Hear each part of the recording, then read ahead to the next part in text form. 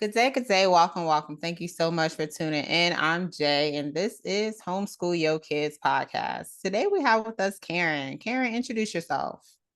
Hi, my name's Karen Winter. A few years ago, I went looking, well, quite a few years ago, I went looking for a suitable sex ed curriculum for my teenagers and couldn't find one, so I began writing one. Turns out that was a much bigger project than I thought I was biting off when I started.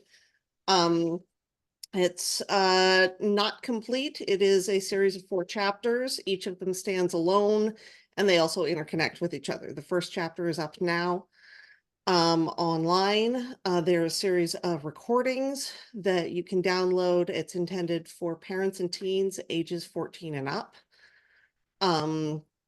to listen to together and then discuss. Nice. And I can tell you more about the program, or you can start asking me questions, or Okay. Yeah, what do you well, want? I'm definitely intrigued because sex ed, that's something that parents usually like, oh, oh, don't know if I want to talk about this. But I would tell you, because you just said 14 and up. I've had conversations with my 7 and 10-year-old that I would have never thought that we were going to have like early Yes. on, like 5 and 7. Yep. Like I was having conversations. A friend of theirs was making their dolls do some things. And so that made us have to, Have talk those about, conversations. yes. And so, okay, sex ed. So are you making this what like is it online? How is this? How's the So the program? structure of it is you go onto the website and give me some money. If people are interested, I recommend jumping on it because I've gotten lots of feedback that it is grossly underpriced. So it's going to be getting more expensive very soon. Nice. I just haven't updated the website yet. So people go onto the website, they give me some money, do a download. The first couple are free if you don't want to give me any money yet.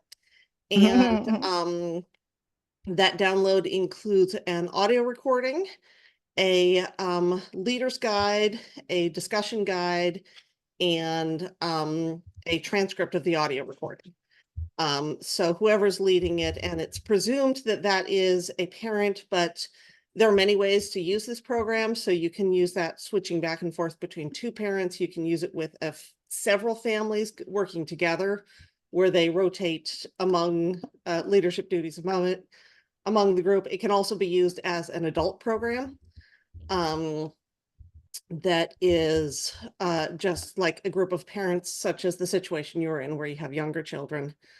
I started with the older kids for a couple reasons. The biggest one is that was the need I had, and I originally started with meeting my own need. But also with the little kids, you are having discussions about keeping your pants on at the park and cleaning yourself and safety and where do babies come from. And there's a fair amount of resources out there. And for the older elementary, young middle school, you're talking about the changes of puberty.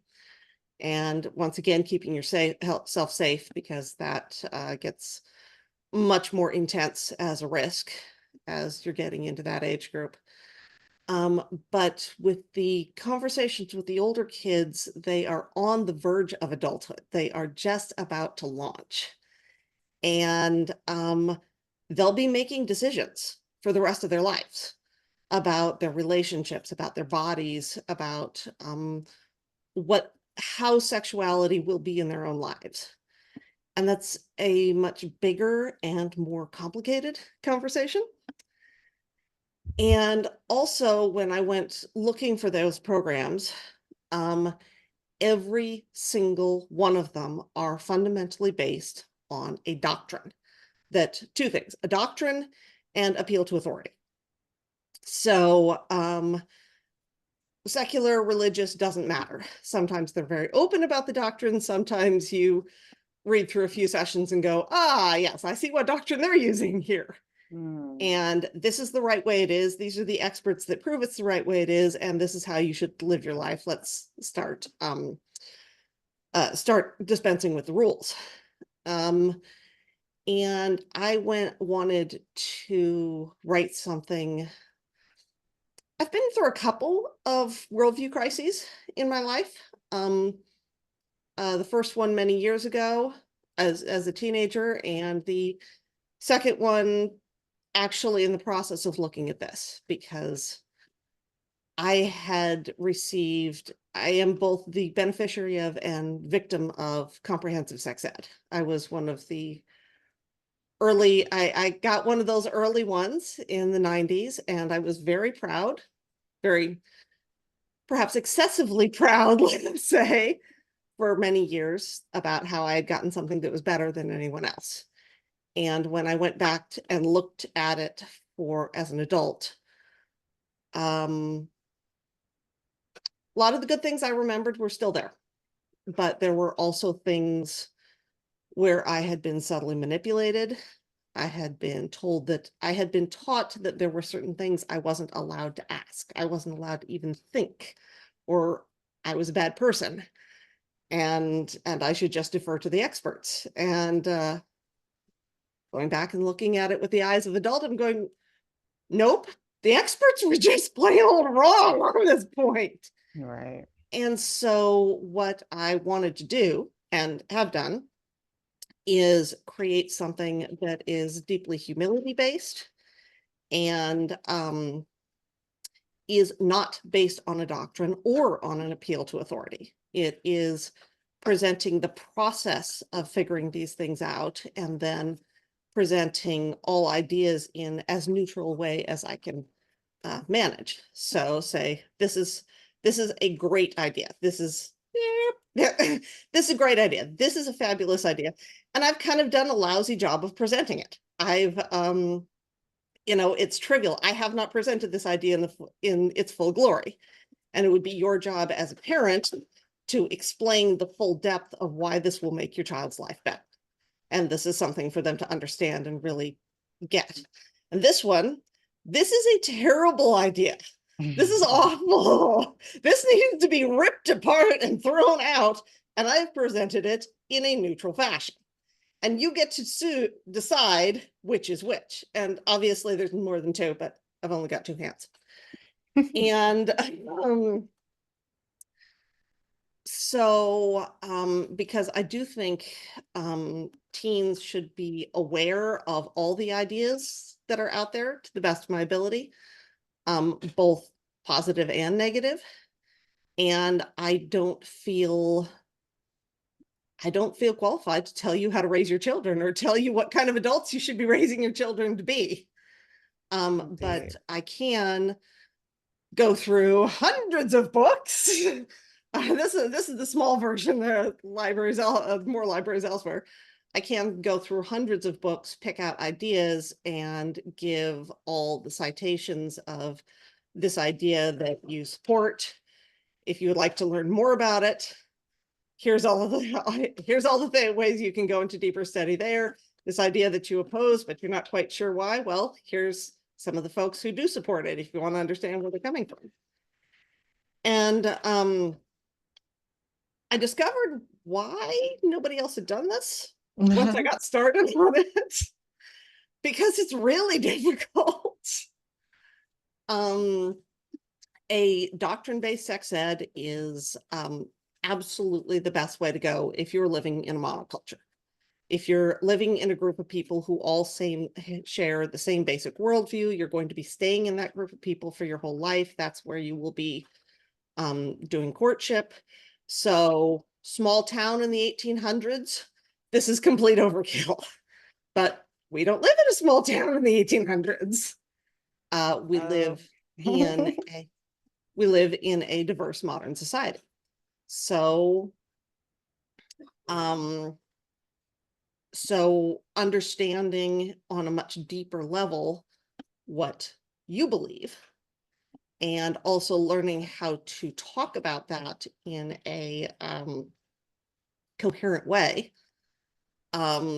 is really important for dating and courtship, because it's always unpleasant to discover that partway through a relationship that you're not even close to on the same page, and you've been crossing wires for days, weeks, or months, and or years in some cases. But also in some cases it can be actually dangerous. For example, I have found 6 different definitions of consent. They don't line up. Really? And that's kind of a big deal if you're negotiating consent, to make sure that you're using the same definition of consent. So the beginning of the program looks, well, my eye contact is really weird. Oh, well, sorry.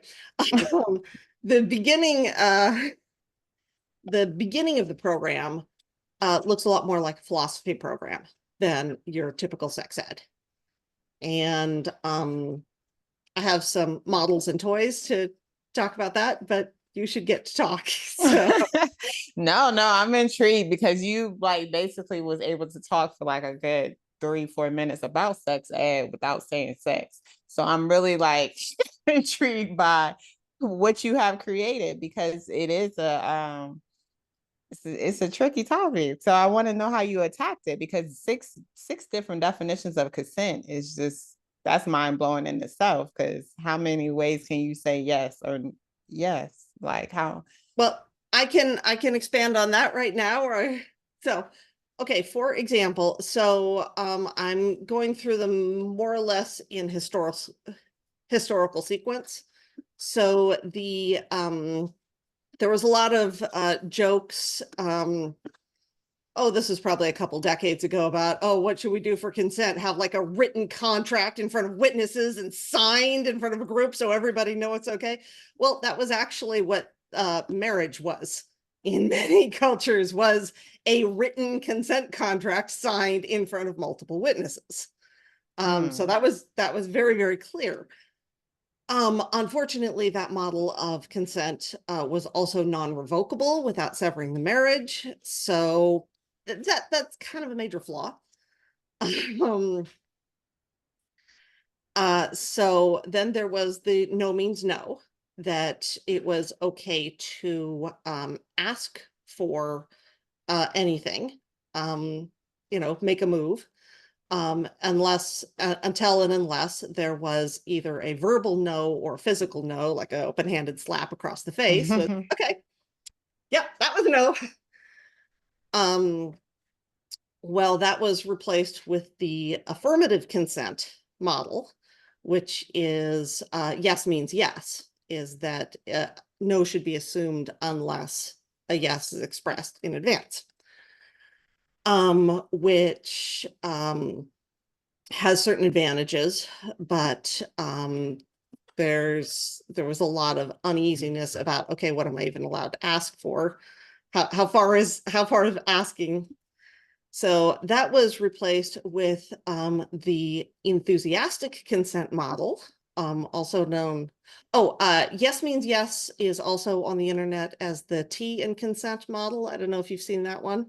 Mm-mm. Um, but it's, for example, someone comes over to your house and you offer them tea, and they can say, yes, I'd like tea, or no, I would not like tea. And if they are partway through the tea and say, I don't want any more tea, you don't get to pour the tea down their mouth. If they fall asleep, you don't get to pour tea down their mouth. So that seems really straightforward. It's easy. It's a cute video. I recommend looking it up. But have you ever been at somebody's house and accepted something you didn't really want, just to be Right. polite? Yeah. And Yeah. this is true of both tea and sex. Yeah, no, you're absolutely, because that's what I'm thinking on that level. Because a lot of, I hear, just talking to teenagers in general, a lot of females think that because they go on a date with someone that they're obligated to do whatever it is that this person wants them to do. Like, Exactly.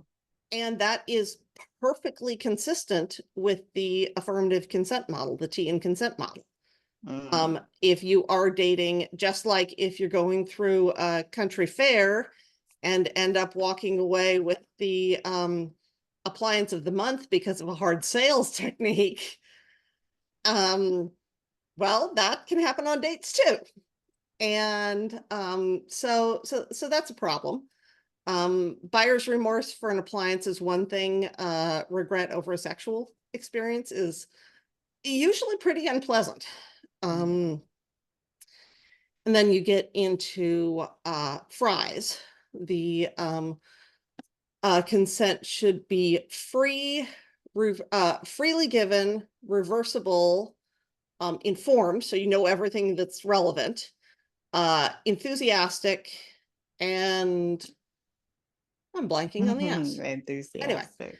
that's called the enthusiastic consent model. And basically, you really want to do it because this feels really fun right now. And you know absolutely everything there is to know to make this decision. Problems with that model are that one, knowing what someone needs to know to make this decision. That's, especially if you don't know that person very well, you don't know anything about their history. And particularly for people who are under any kind of stress, there are four responses to stress. There's the fight, there's the flight, there's the freeze, and there's the fawn, which is most common in women, which is, I'm going to make you like me because I'm scared. Well, that looks exactly like affirmative consent. Okay, so the other issue that is an issue for some people, another issue with that, people trying to conceive a child may have to be having sex at very specific times, whether or not they're really feeling like they're in the mood. And you get into people feeling, okay, am I violating my partner because we're trying to have a baby? So that's the flaws with that one. Another thing that some people consider a flaw is that sex workers, like many workers, are not always enthusiastic about their work. And so there's that aspect, which replaced with the authentic consent, which is you consent for any reason that's authentic for you, which has many of the same flaws of it's often confusing about whether it's authentic for you. And then you have the contextual consent, which is the Dan Savage, which I also call the Dan Savage model, because that's where I first saw it, which is if you're in a long-term relationship or a marriage, the no means no model applies, where it is just fine to hit on your spouse, make a move on your spouse. Your spouse has the right to say no, but it doesn't have to, you don't have to go through the whole process with the spouse. But if it's someone you just met at a club, you need to use a much higher standard of consent.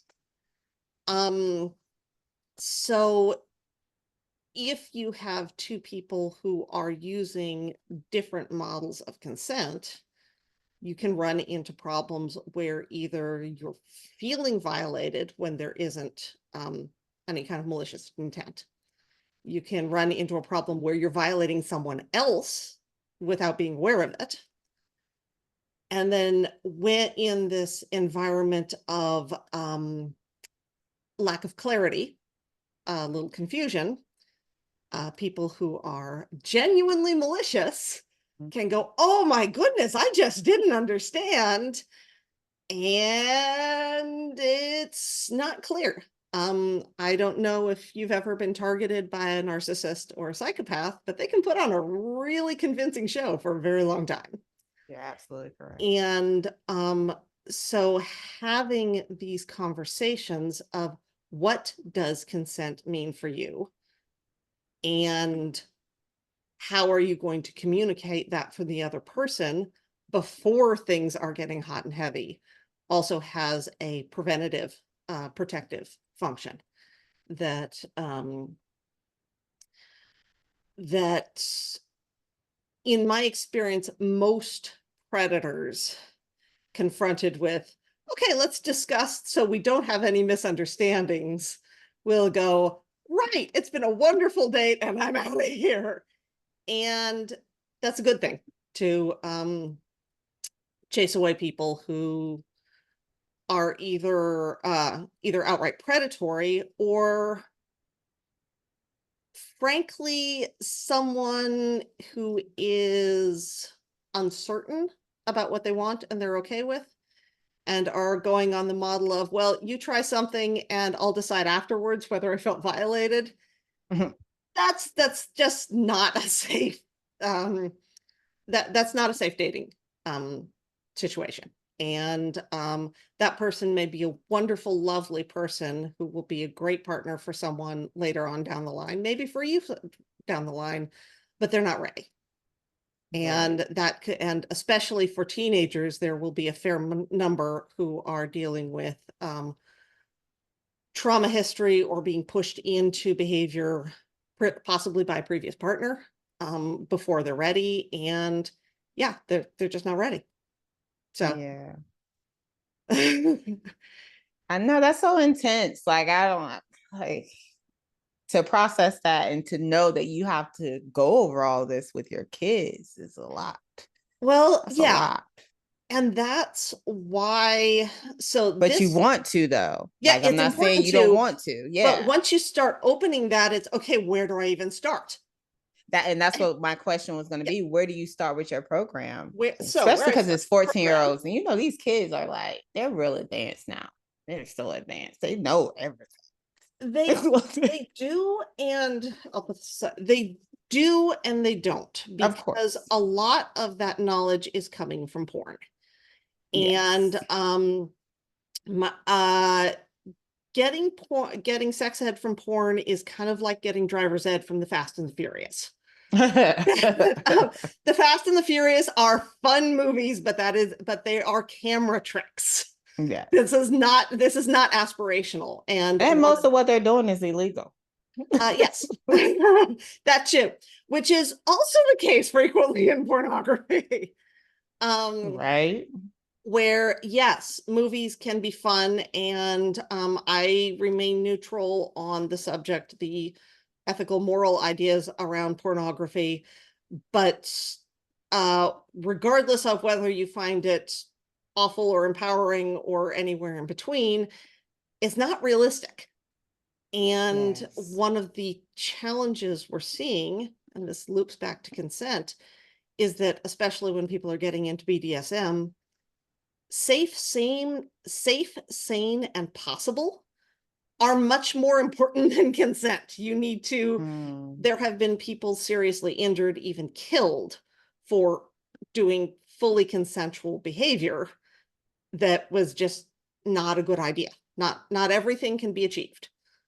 Right. And particularly when you're talking about the fantasy of the telepathic person who knows exactly what you want and where you want and just forces you to pleasure, which is common. It's fun fantasy, not something you're ever going to find in real life, but it's a great fantasy. Anyway, so the sequence. So yeah, this is overwhelming, but what I do is I create a structure and a framework where I cover the big picture and you fill in what is specific for your situation. So the first session is being wrong, just an exploration of humility. Being wrong is part of the human experience. Mistakes are part of the human experience. Sexuality is part of the human experience. So you will be wrong about sex a lot, and that's okay. That's part of the process.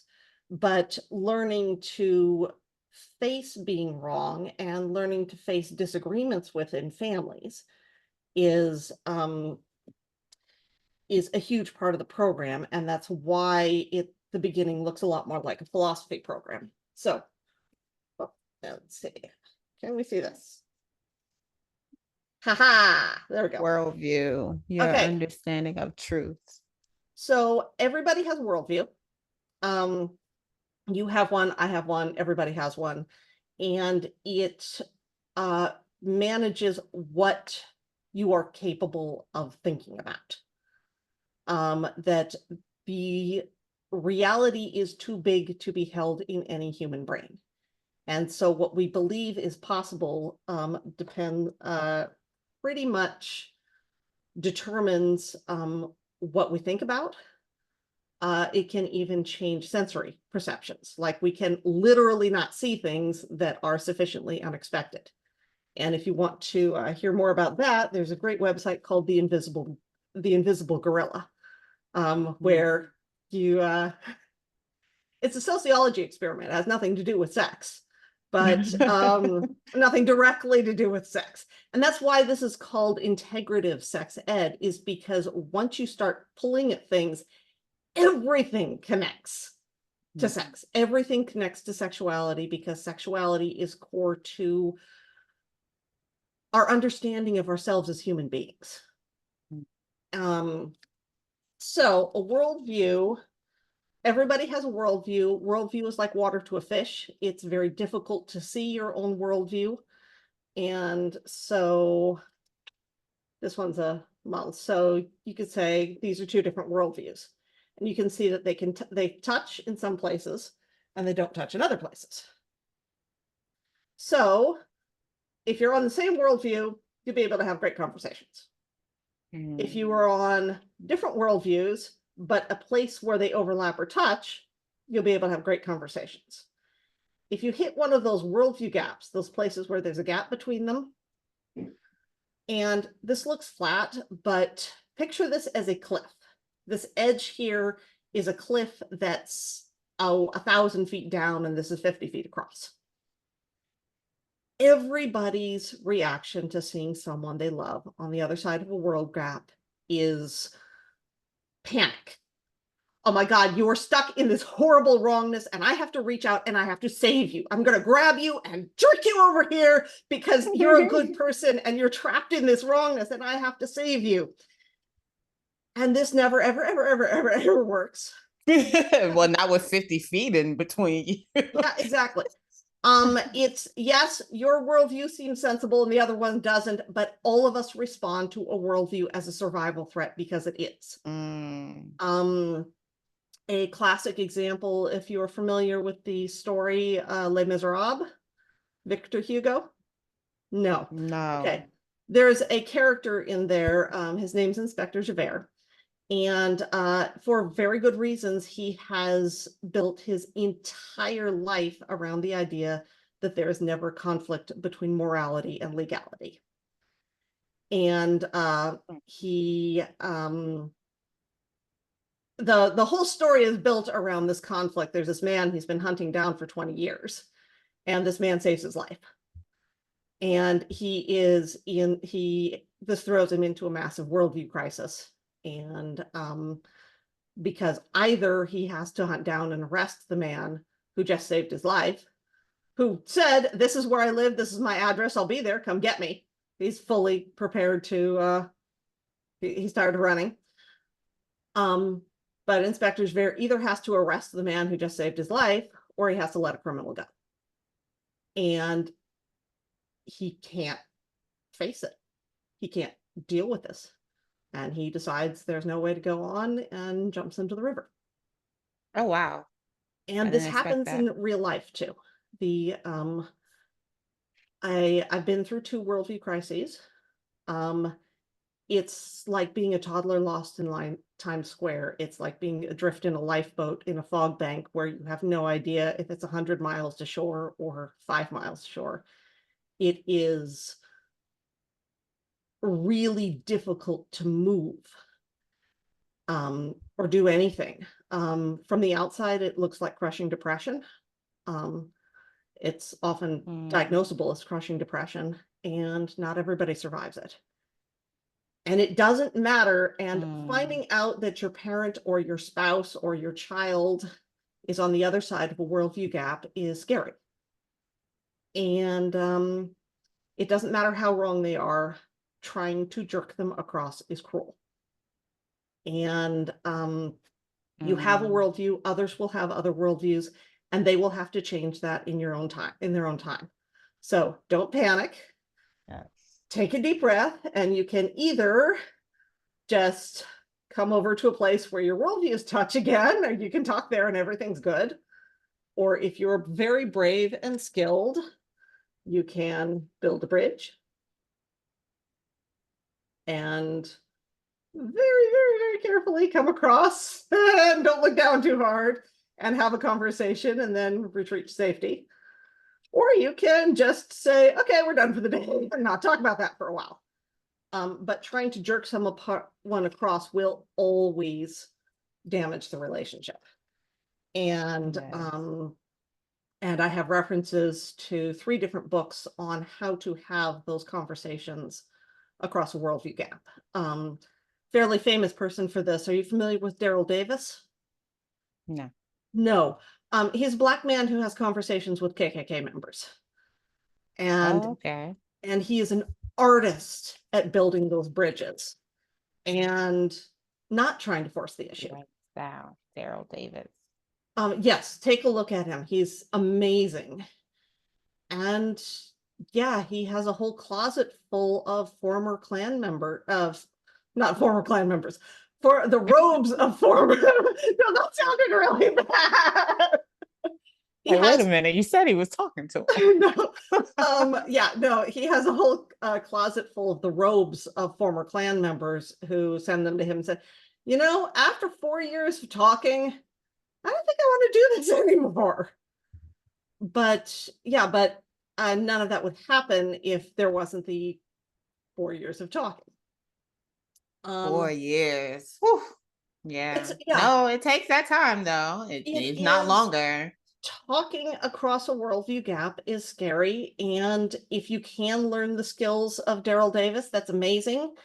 And if you can't and just change the subject, that's fine. We can't all be Daryl Davis. Right.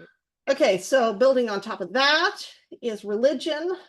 This is using a secular definition of religion, which sociology definition of religion. So whatever brings you meaning, purpose, a sense of community, and ritual is religion for you. So lots of things. A job can be a religion. Family is a religion for many people.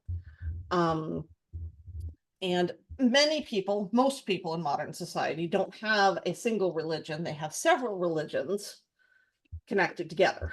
And some of them may kind of hang off the edge of their worldview a little bit. They just don't think about that part.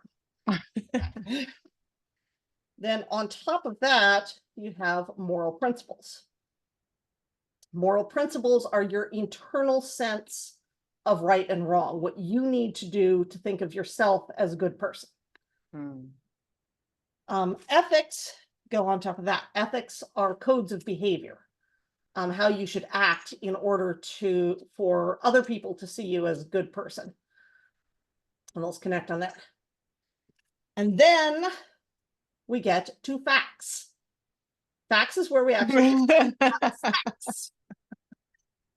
Because a fact that misses your worldview will be deleted. It will be simply, this is not relevant. It is not possible. You completely misunderstand. I don't believe it. It's fake news. It's misinformation. What? I didn't see that. What are you talking about? That wasn't there at all. One way or another, if it misses your worldview, it gets deleted. Yeah. If it hits your worldview, but not your religion, it is irrelevant trivia. Okay, there it is. Doesn't have a thing to do with my life, but okay. Right. I'm about to say, okay, what do you want me to do with this? Yes. But if facts are connected together, this is what integrity looks like as far as a model. Okay. And when everything is connected together, you understand who you are, you understand what is right and wrong for you, and you have the information to deploy that. And you can still make mistakes, but in my perspective, there is a huge difference between making a mistake and realizing you violated your core sense of self. And making a mistake was, yeah, that wasn't ideal. Violating your core sense of self just feels like a betrayal of yourself. Yes, yes. That is the thing that little kids don't need to know that. They can't understand it anyway. 12 and 13-year-olds don't know that and they can't understand it anyway. The teenagers are going to be making adult decisions for the rest of their life, and that's a possibility. So get this out of the way. The other thing that's included in the program, so the first chapter is building that structure, and then there's also talking about the definitions of consent. How does that connect to your structure? Cultish manipulation, because cultish manipulation techniques can sort of move your worldview over until you're going, wait a minute, how did I possibly come to believe that and accept it as obvious truth? Those are a lot more common than most people believe. And much of what's out there is closer to, well, we'll just ignore worldview because there's only one kind of worldview anyway. And we'll just kind of balance some moral principle and throw some ethics on the top. And now we'll just start throwing a huge bunch of facts. And the whole thing falls apart. And you working with teenagers in high school, I imagine you saw a fair number of people who had been through situations where they didn't know who they were, they didn't know what they wanted, they didn't know. And when you don't know who you are and you don't know what you want, it doesn't matter how many facts you have. But the You're program, absolutely right. Yes. but the program does get to facts. Facts are important. But that's why the beginning of this, well, as you mentioned, it doesn't talk about sex that much. Some, absolutely. But this understanding of who you are needs to happen first. I like that. And then the second chapter, is fairly advanced anatomy. So basically, both my own stories and combing the internet for all of the tragic and or hilarious stories of ignorance. I'm not seeking to provide all the information about everything, but I am seeking to provide enough information that you know what to put in the Google search. So in my experience, and this has been a change with the development of the internet, of making sure you know everything is less important than making sure you know how to formulate a question. That and so how do you ask the question? How do you do the research? What do you need to ask about? Because I remain confident that people are fully capable of filling in any gaps once they have sufficient information to ask questions. So goes over male anatomy, female anatomy. That is currently, it is written. I'm doing the recording and testing now, and I plan to have it up by the end of October. That may slide a bit, but I hope to have it up by the end of October. So that's male anatomy, female anatomy, the hormones and neurotransmitters, the female cycle, gestation from conception to the fourth trimester, which is those first 6 weeks after birth. And then also talking about differences of sexual development, also called intersex conditions, and how those arise during gestation. And part of that is I'll be going into those in more depth, but in the process of understanding how conception happens, that's also a point to talk about various options for preventing unintentional conception. That You can stop it here, here, and here. These are the options. These are the options available for males. These are the options available for females. And I'll go into more detail on that, like I said, in the risk management chapter.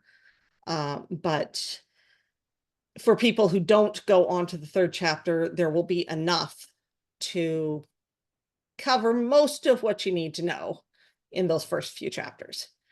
And then the fourth chapter is going to be relationships. And those are for folks who are looking to find and maintain a lifetime partnership, which is frequently called marriage. There are a bunch of different definitions of marriage too, but so the fourth chapter is for those who are looking to find a committed lifetime partnership. And the things you need to know to make that work. And that will be narrated by myself and my husband. We've been married for more than 20 years and spent a lot of time people watching other people's relationships and hopefully have some information to share. So that's the program. Nice. Very, very informative, I see.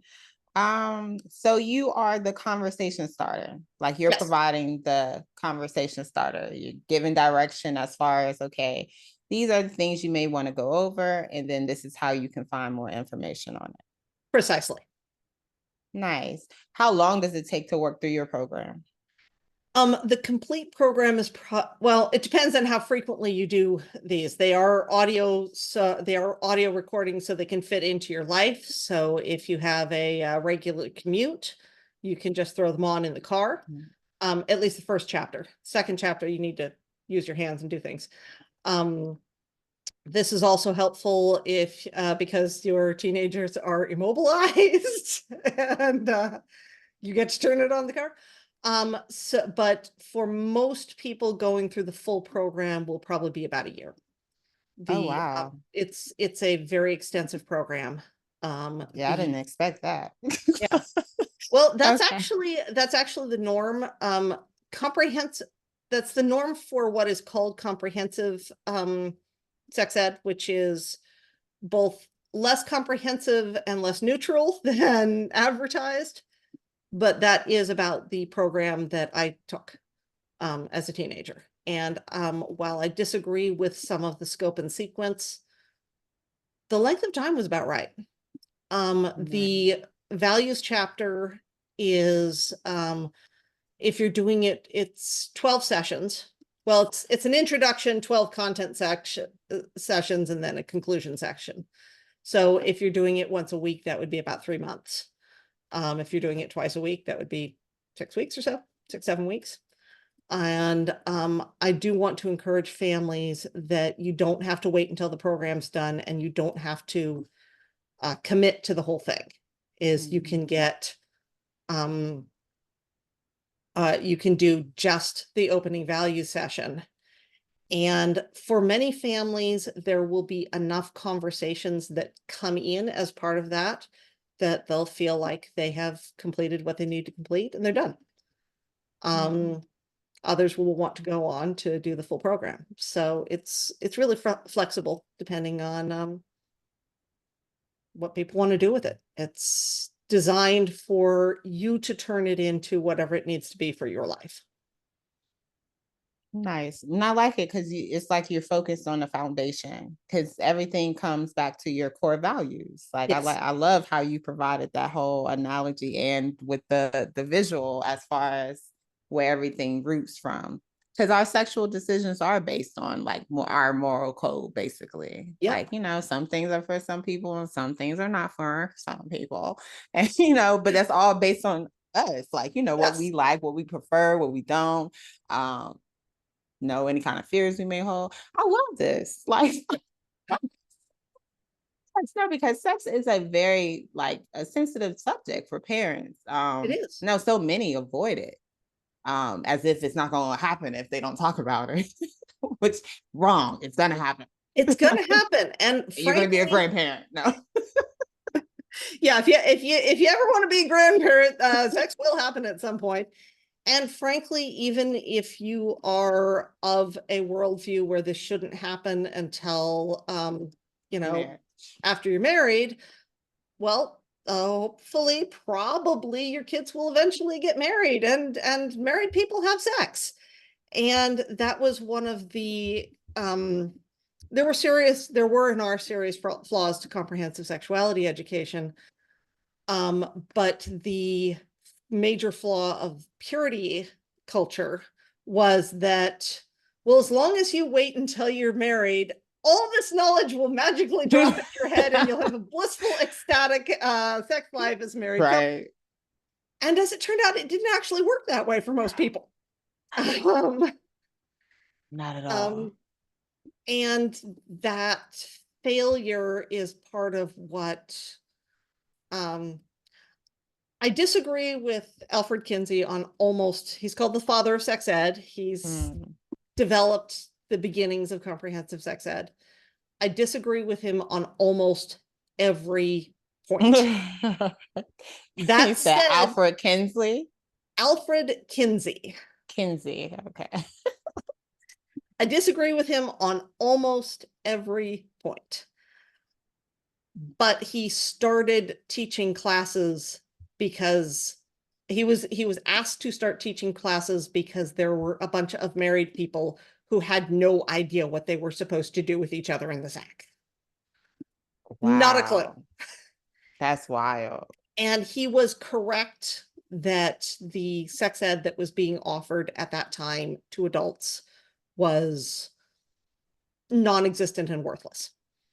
And so yeah, I disagree with most of his conclusions, but on that point, yes, we need, as hard as it is to think about my baby's grown up and having sex, you're going to be kind of sad if your baby's 50 years old and has never had a good sexual experience.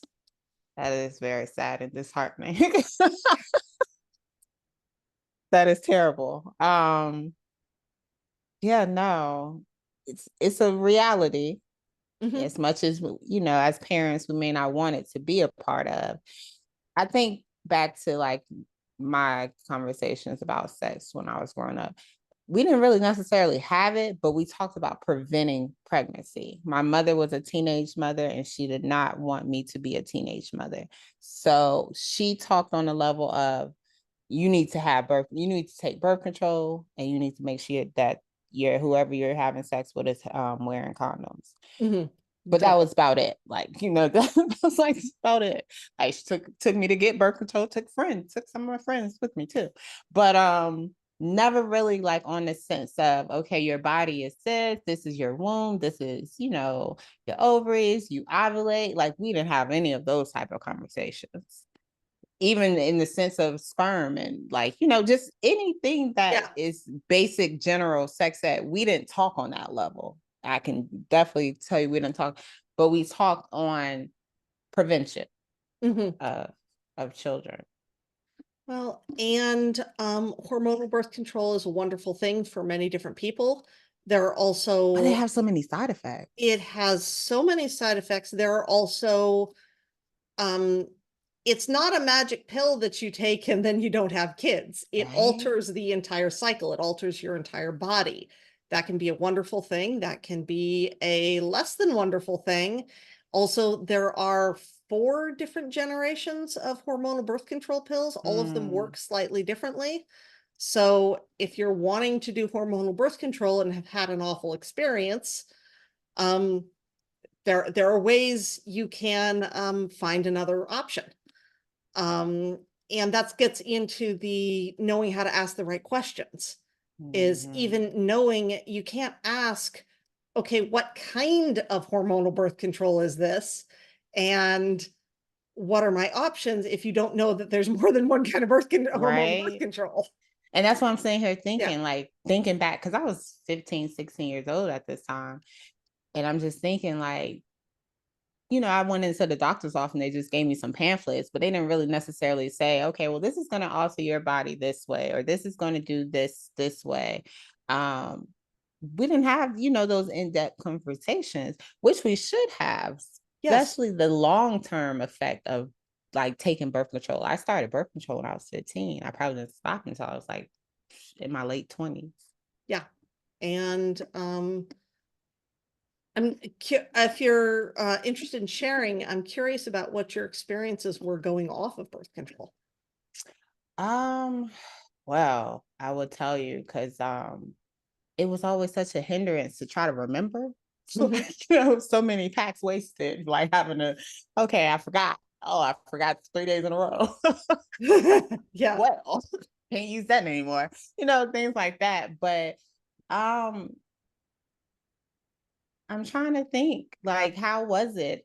Because I wouldn't have thought to even take in, like, my physical, how I felt or anything, because I didn't know dangerous or not. I won't want to say dangerous, but how um they can be, like how much they change you. I didn't know that at that age, nor as the time went on, as me going to get my yearly pap smears, going to get more birth control. I think I even tried the patch at one time because I kept missing the pills. And then eventually I was like, okay, and I'm not going to do any of this. I'm going to take any of this stuff. And then after I had my first child, which I didn't have till I was 30, but I was very intentional about her in so many ways, and I breastfed. So I never went back to birth control after I had her. Like Yeah. I'm not, 10 years clean now. So Well, and there's medically speaking, it's generally not recommended for people to be on hormonal birth control for more than 10 years, which is that's wild. okay, well, most women are fertile for 30 or 40 years, so well, 30 years at least. So did anyone think about this? Did anyone ask any questions about this? No, because the only thing on my mom's mind was prevention. Like, Yeah, hey, this is what you're which supposed to take, not have kids. yeah, So you're gonna take and it. yeah, it is and that's been for so much of the sex ed is the only goal is preventing teenage pregnancy, which is nice and good and important, but maybe there's a little more to sex than not getting pregnant when you're 14. Right. Um, And to think about how early young ladies are starting their cycle now. yes. That right there, like just the conversations that need to be had then. I have a friend in New York who, to prepare, her daughter did end up starting her cycle. She's 13 now. She started at 12. Mhm. But she prepared womb tea for her. Like she was Mm. preparing her for her cycle so that it wouldn't be a bad, or, a bad thing. It wouldn't Yeah. affect her in a negative way. And so she's been really good, since starting. But her mom was very intentional on, hey, I want you to make sure your womb is taken care of, and having those conversations, as opposed to just thinking, oh, you're a woman now, you get pregnant. Let me put you Yeah. on birth control. Totally different. Yeah, I was 10. Mm. And I know my mother was thinking about doing a big honoring and I had all the information. I knew what was happening. Um I spent an entire delay and denial of what was happening. No, because I knew what this was. And I was 10, and the idea of congratulations, you're a woman now. No, I wasn't. Not even a little. I was in 5th grade. This was I did not want to Too be much. grown up yet. Right. Right. And that's another aspect of the dropping age of menarche, the first menstruation, is that changes it socially as well, because as a enter into teenaging, enter into young womanhood, when menarche was at 12, 13, 14, 15. Yeah, there are wonderful things you can do about that. Whole different ball game when you're 10. Whole different. And I would tell you, Karen, my 10-year-old is waiting, excitedly waiting for her cycle. That is Okay. fantastic. That's much better than I my rate. don't know.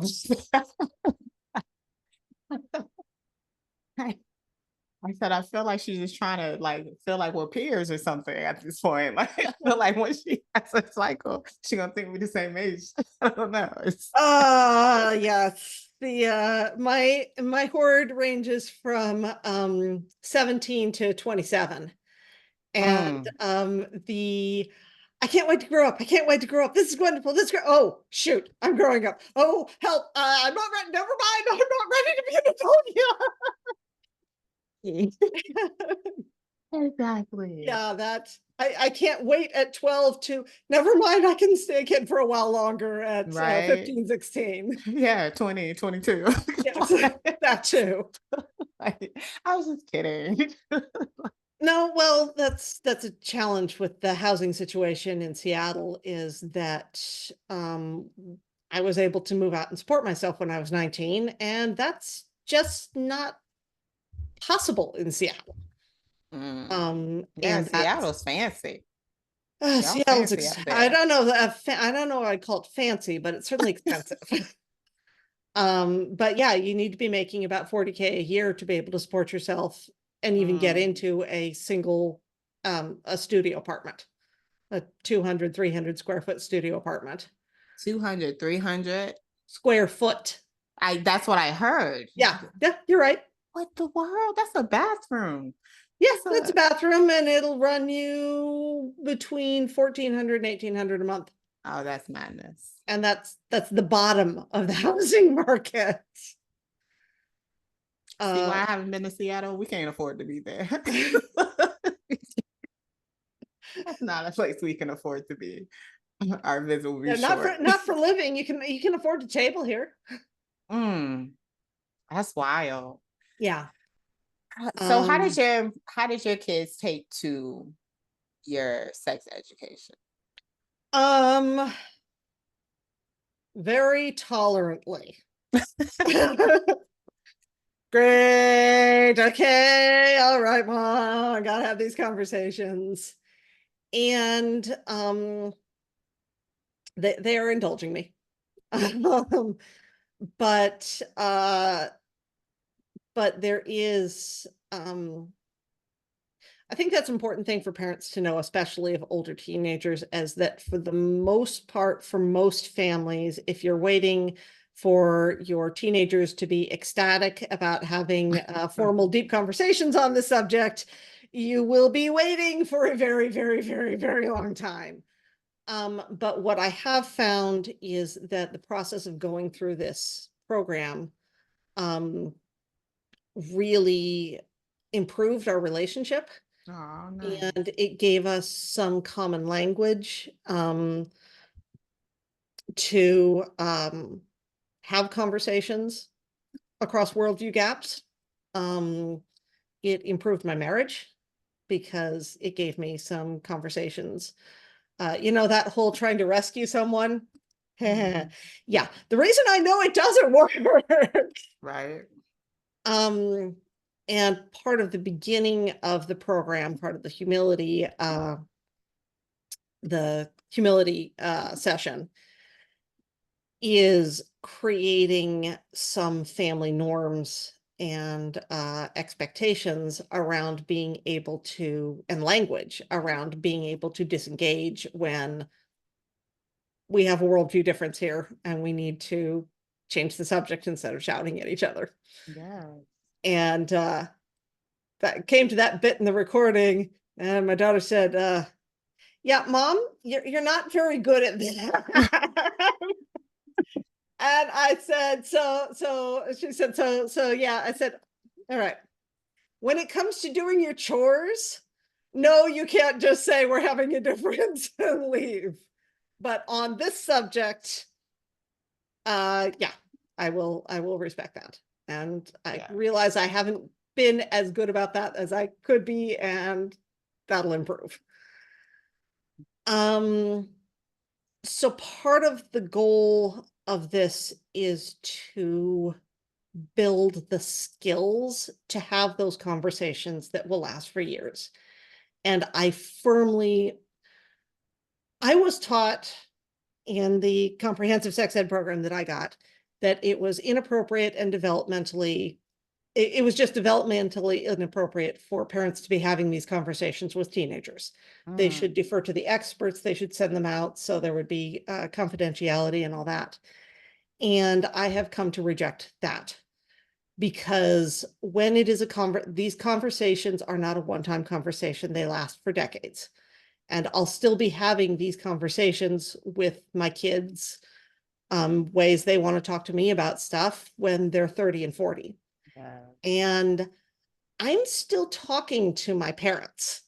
Aww. I can't go back and talk to my I can't go back and talk to my sex ed teachers and say, you know, this thing here, that wasn't great. Because I think in many cases they would say, yeah, actually, I agree with you on that point. Yeah, that wasn't great. I've changed my mind since then. And that is why I think it's important to move away from the depending on the experts model, is because you want to be able to,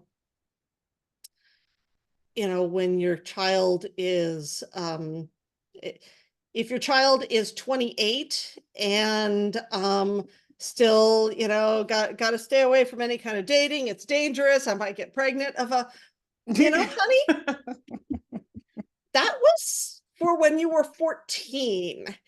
And I seem to have accidentally given you a phobia. I know, right? So let's talk about this, because this is a beautiful part of your life that you don't have to be afraid of anymore. You're grown. You can make these choices. And I see a lot of that in a lot of the school sex ed, is they're so focused on making sure that they don't get pregnant before the girls don't get pregnant before they graduate from high school, that they're sort of creating a phobia of children in childbirth. And I don't think that's necessary. I think it is entirely possible to avoid pregnant 14-year-olds without saying that motherhood is the worst thing that could ever happen to you. Right. I know. Like, that's how that sounds too, huh? It is. Yeah, that is exactly how that sounds. Yeah, no. I love what you're doing. I love that you were brave enough to take this on, because like you said, there's not a lot of material, a lot of resources out there, especially aiming towards the teenagers for these tricky conversations. And it's not necessarily tricky, just uncomfortable for all parties. But once you get past that and understand that it's all about growth and learning, then like, we can all learn and grow together. Like you said, you even changing some things up from creating the course yourself. I have had so much growth from writing this. Right? So many changes. And you've been married over 20 years. So just imagine, like, you know, that type of, oh, if I knew what I knew now type deal. But we don't. Like, it's always just, oh, no, you know what you know now. Just share with the younger generation so they can flow in a better direction early, not later. And build on it, because, you know. Yes. Where do we find your work, Taryn? Integrativesexed.com is the website. It's a well, I put lots of energy into the program, and then remembered, oh, I have to make websites and marketing and all that kind of thing, which is a whole different learning curve. So the website's a little rough, but the material's there and it'll be improving. And if people want to grab it now, I recommend it, because as I said, I'm getting universal response that right now it is $10 for the entire chapter, because I wanted to make it accessible for all families. Nice. I have been getting universal response that is ridiculously underpriced, to the point where I'm suggesting that it is worthless. So as soon as I get around to updating the website, it will be going up dramatically. I'll probably be charging $100 a chapter, maybe 150.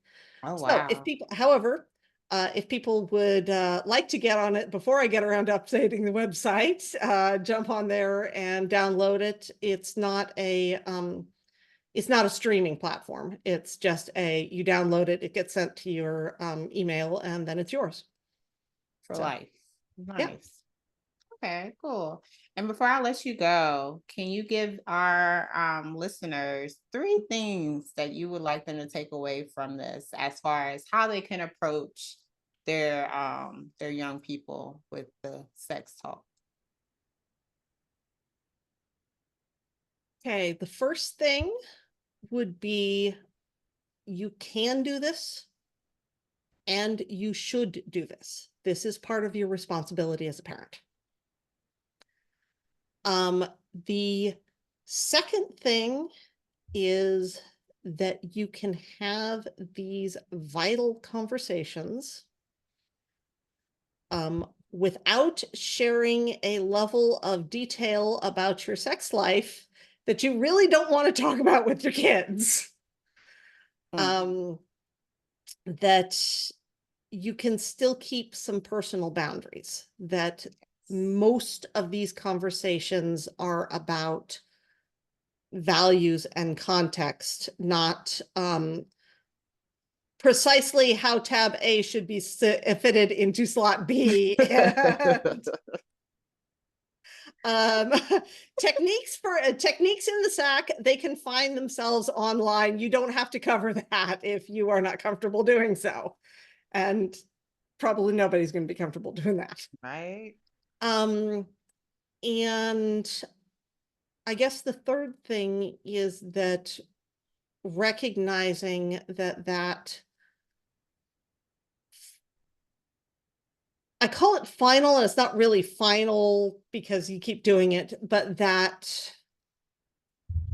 adult level sexuality education does need to happen in the high school equivalent years, the 14 to 20, 21, that the safety-based sex ed of the younger ages is appropriate and wonderful, and it's not enough for launching into healthy adult sex life. Indeed. Yes, thank you for that. Thank And you. I'm gonna say that if you don't talk to them about it, somebody else will. Okay, know that. Know Somebody that. else will, and you don't want them getting their driving instruction from the Fast and the Furious. You just don't. You do not. You do not. So be that source, be open, allow you all to learn together. Check out Karen's program so that you're able to know, like, the things that you want to hit or should hit, basically. Because I feel like a lot of us as parents don't think on that level of, well, what would I have wanted to know when I was growing up about my body or about a male body or the opposite gender? What would I have wanted to know? Like, and then go from there. Because I will tell you, even with my understanding, and like you said, I work with high schoolers and middle schoolers, and whew, it's still like, just ask me. Yep, just And ask I'll me. tell you. But I don't want to volunteer anything. But I do have 10 and 7-year-olds right now. So that's totally different. But that 10-year-old, yeah, she's determined to give me a run for my money. So I needed this. Look, I needed this, Karen. Thank you. I'm Thank glad you. to be of service. Yes, yes. But parents always know and remember that you are not on this journey alone, and there are so many resources for all topics available. So check them out, access them, and do not think that you have to have all the answers, because Lord knows we do not. So just be kind to yourself and grow and learn with those little people that you've been entrusted to guide.